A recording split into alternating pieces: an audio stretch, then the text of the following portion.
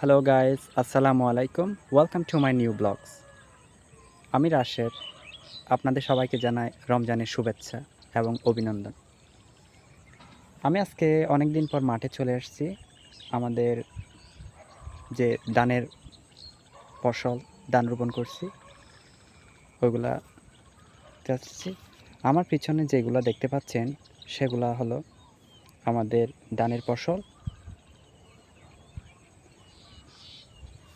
মোটামুটি আলহামদুলিল্লাহ ধানের ফসলগুলা ভালো হয়েছে এবং এখানে অনেক গ্যাস স্প্রে করতে হবে।